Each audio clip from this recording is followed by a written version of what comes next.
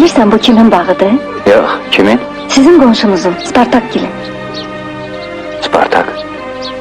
Sen onu nereden tanıyorsun? Bir rəfiqəm vardı, onunla gəzirdik. Gəl keçək içəri. Bilirsən nə əntiqə bağları var? Bircə elə o çatmırdı. Xalqın bağında nə işimiz var? Tərsliyinə salma, bircə dəqiqəliyə.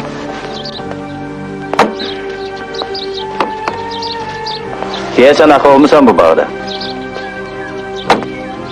Ha, bir dəfə.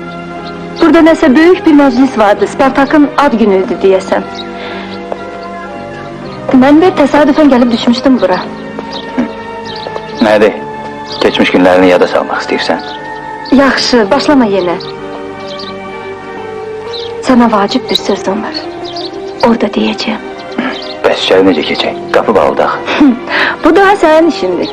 Bəyəm uşaqlıqda üzüm oğurluğuna zada getməmisən? Özün də deyirsən ki, idmançıyam.